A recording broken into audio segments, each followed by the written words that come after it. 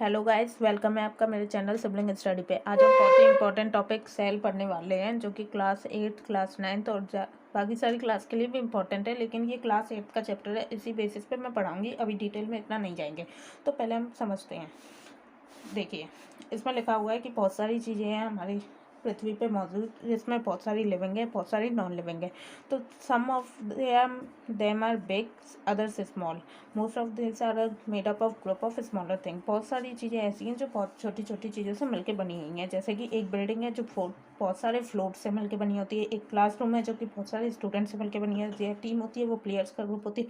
ऐसे बहुत सारी चीज़ें होती हैं। Everything is assembled by the units. ऐसे ही जो हर एक मैटर होता है उसकी भी बहुत छोटी यूनिट होती है। जो सबसे छोटी यूनिट होती है उसे हम सेल कह देते हैं। तो इस चैप्टर में हम सेल के बारे में पढ़ेंगे।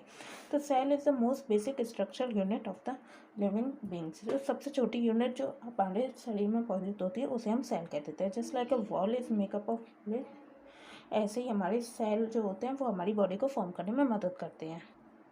सेल में be defined as the smallest structural and functional unit of an organism. इसे स्ट्रक्चरल एंड फंक्शनल यूनिट इसलिए कहते हैं क्योंकि ये स्ट्रक्चर बनी होती है और इसके फंक्शन भी बहुत सारे होते हैं। तो इसकी डिस्कवरी कैसे हुई? 1665 में एक रॉबर्ट हुक साइंटिस्ट ने इसकी डिस्कवरी पहली बार की थी। उसने जो पेड़ होते हैं उसकी जो छील के उसे कॉर्क कहते हैं, ऐसे स्लाइस निकालते हैं, उसे कॉर्क कहते हैं। कॉर्क प्लांट लिया था, उसकी स्लाइस निकाली थी, उसे कॉर्क कह दिया था। और इसकी जो बार्क होती है उसे मैग्नीफाइंग ग्लास से देखा था। तो उन्होंने देखा कि उस मैग्नीफाइंग ग्लास के अंदर बहुत सारे बॉक्स और कंपार्टमेंट दिखाई दे रहे हैं, जो कि बिल्कुल हनीकॉम्ब मतलब कि मधुमक्खियों के छत्ते जैसे दिखाई दे रहे हैं। तो बहुत सारे ब्लॉक्स थे, उन ब्लॉक्स को उसने सेल कह दिया था। तो सेल कहाँ से आया? तो सेल को हम लैटिन वर्ड मतलब कि डिक्शनरी में देखोगे तो सेल का मतलब रियल में रूम होता है, छोटा सा रूम। तो सेल इसमें यही था। तो उन्हें बहुत सारे रूम्स इसमें देख सकते हो, ऐसे कंपार्टमेंट दिखाई दे रहे थे, इसलिए उसे सेल कह दिया। तो फिर बाद में और पढ़ाई की तो 1838 में, इससे करीब 20 साल बाद, 200 साल बाद सॉरी, तो उसमें दो जर्मन साइंटिस्ट थे, एम्स क्लाइडेन और टी स्वान। उन दोनों ने एक थ्योरी दी थी। उसमें बोला गया था कि जो सारे ऑर्गेनिज्म होते हैं वो एक से ज़्यादा सेल से बने होते हैं, और जो नए सेल होते हैं वो पुराने सेल से एडजस्ट होकर बनते हैं। जैसे पुराने सेल डिफॉर्म हो जाते हैं और नए सेल बन जाते हैं। जो सारे सेल होते हैं उनकी सिमिलर बेसिक स्ट्रक्चर होता है, ज़्यादा फंक्शंस इनके अलग अलग भी हो सकते हैं। The cell theory is applicable to all the organism on earth. ये सेल थ्योरी सारे ऑर्गेनिज्म के लिए है। अब पढ़ेंगे सेल के बारे में। सेल जो होते हैं वो कॉम्प्लेक्स लिविंग स्ट्रक्चर्स होते हैं। सेल डिफरेंट शेप के भी हो सकते हैं, डिफरेंट साइज के भी हो सकते हैं। बहुत सारे सेल्स जो होते हैं वो टिश्यू बनाते हैं मिलके, और जो टिश्यू मिलके बनाते हैं वो ऑर्गन्स कहलाते हैं। तो नंबर ऑफ सेल्स ऑर्गन में होते हैं वो पूरी बॉडी में अलग अलग होते हैं, ठीक है। जो डिफरेंट ऑर्गन्स होते हैं उनमें डिफरेंट शेप होती है, डिफरेंट साइज होती है, और इनके बहुत सारे तरीके भी होते हैं। तो नंबर ऑफ सेल्स देखते हैं। जिसमें एक सेल से पूरा ऑर्गेनिज्म मिलके बनाता है वो यूनिसेलुलर होता है। इसका एग्जांपल तो आप सब जानते होंगे, एल्गी। और जिसमें मोर देन वन सेल से मिलकर बना होता है ऑर्गेनिज्म उसे मल्टी सेलुलर कह देते हैं, तो वो मल्टी सेलुलर ऑर्गेनिज्म कहला देता है। जो यूनिसेलुलर में होता है वो एक ही सेल सारे फंक्शन परफॉर्म करता है, और जो मल्टी सेलुलर होते हैं वो अलग अलग सेल्स मिलकर परफॉर्म कर सकते हैं।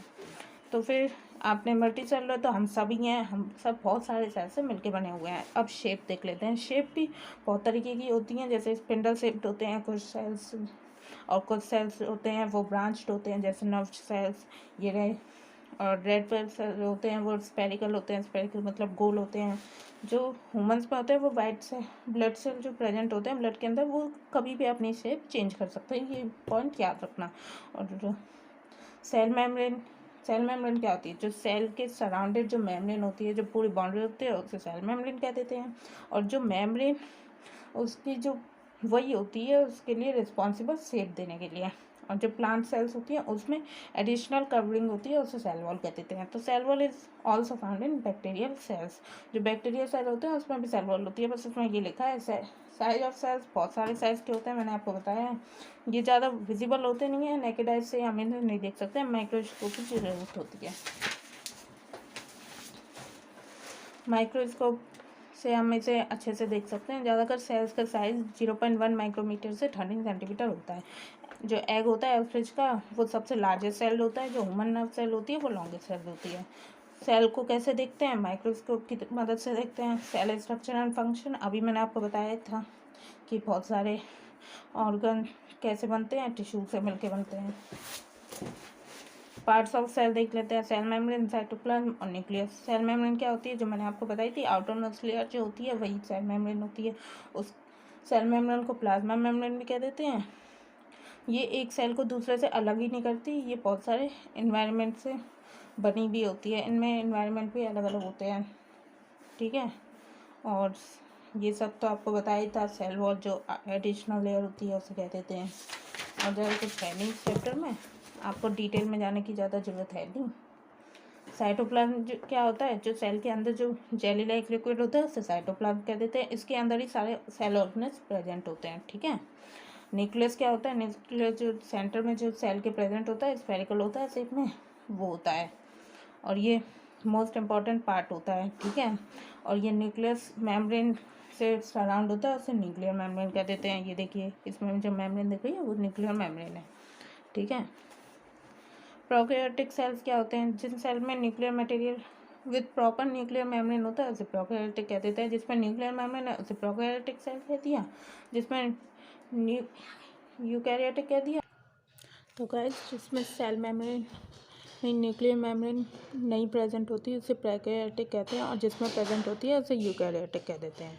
तो स्फेरिकल बॉडी होती है न्यूक्लियस में, उसे न्यूक्लियोलस कह लेते हैं, ठीक है। तो इसमें इस थ्रेड लाइक स्ट्रक्चर भी प्रेजेंट होती हैं, उसे हम कह देते हैं क्रोमोसोम्स। और जीन्स जो होते हैं वो इंफॉर्मेशन रिक्वायर्ड करने के लिए चाहिए होते हैं, इनकी यही फंक्शनिंग होती है। जो क्रोमोसोम प्रेजेंट होते हैं न्यूक्लियस के, वो विजिबल होते हैं सेल्स जब डिवाइड हो जाते हैं तभी। ह्यूमंस में 23 पेयर ऑफ क्रोमोसोम होते हैं, और 22 क्रोमोसोम होते हैं वो ऑटोसोम्स कहलाते हैं, और 1 पेयर होता है वो सेक्स क्रोमोसोम होता है। ये जो पर्टिकुलर सेट ऑफ क्रोमोसोम होता है, जो एक होता है, जो वही डिसाइड करता है कि जो न्यूबॉर्न बेबी होगा वो बॉय होगा या गर्ल होगा।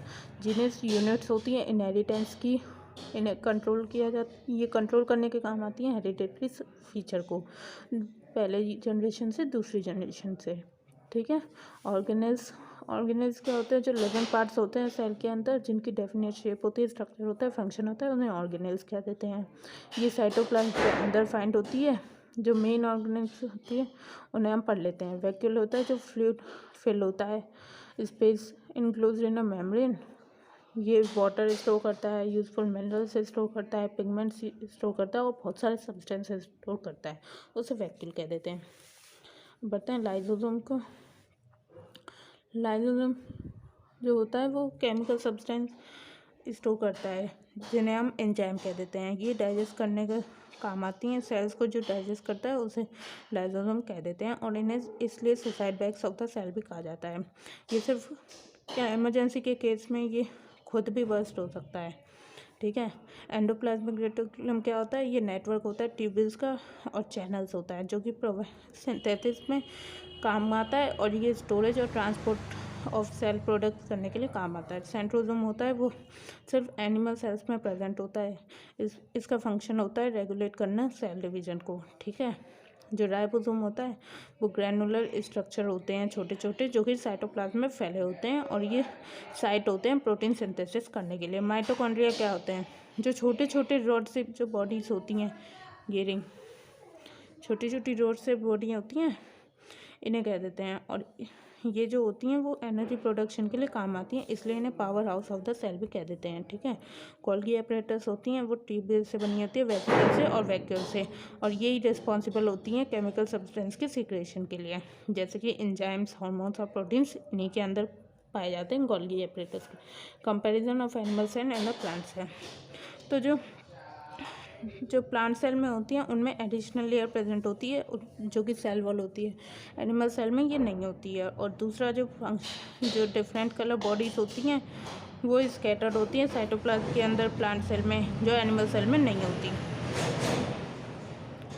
जिन्हें कि प्लास्टेड कहते हैं। प्लास्टेड जो होती हैं वो सिर्फ एनिमल सेल में नहीं होती हैं, प्लांट सेल में होती हैं। क्लीन कलर जो प्लास्टर्स होती हैं उन्हें क्लोरोप्लास्ट कह देते हैं। ये इसलिए क्लीन होती हैं क्योंकि इनमें पिगमेंट प्रेजेंट होता है जो क्लोरोफिल होता है। ये हाईली कॉन्सेंट्रेटेड होती हैं। इसके अंदर आपने पत्तियाँ देखी होंगी वो ग्रीन ग्रीन होती हैं क्योंकि क्लोरोफिल होता है। और क्लोरोफिल कहाँ से आता है? क्लोरोप्लास्ट से। ठीक है, क्लोरोप्लास्ट जो होते हैं वो बहुत ज़रूरी होते हैं फोटोसिंथेसिस करने के लिए।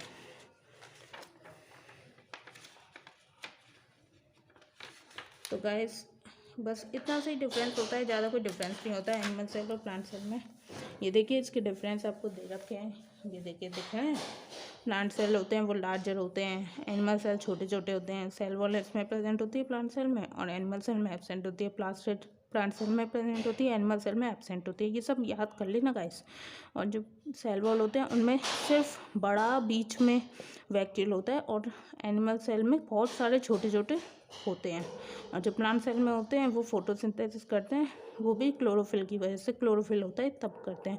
और ये तो कोई फोटोसिंथेसिस करते नहीं हैं एनिमल्स। ठीक है, और सेंट्रोसोम जो होता है वो एब्सेंट होता है प्लांट सेल में, और एनिमल सेल में प्रेजेंट होता है। सेल डिवीजन एंड ग्रोथ देख लेते हैं। After cell divides into two by process of cell division. Cell division कहते हैं जब सेल डिवाइड हो जाते हैं दो में, उन्हें सेल डिवीज़न कह देते हैं। ये प्रोसेस ग्रोथ में हेल्प करता है। जब ऑर्गेनेल्स बड़े होते जाते हैं तो उनमें सेल डिवीज़न चलता ही रहता है, तो उसे कहते हैं cell division. Cell division also replaces जो छोटे छोटे जो डेड सेल हो जाते हैं, बहुत पुराने हो जाते हैं, जो फंक्शन से बेकार हो चुके होते हैं, उन्हें जो रिप्लेस कर देता है उसे सेल वॉल कहते हैं। और यही जो हमारी चोटें हो जाती हैं उन्हें बढ़ते हैं तो वो भी सेल डिवीज़न की वजह से होता है। तो गाइस आपको वीडियो पसंद आई हो तो लाइक शेयर सब्सक्राइब जरूर करना है। Thank you.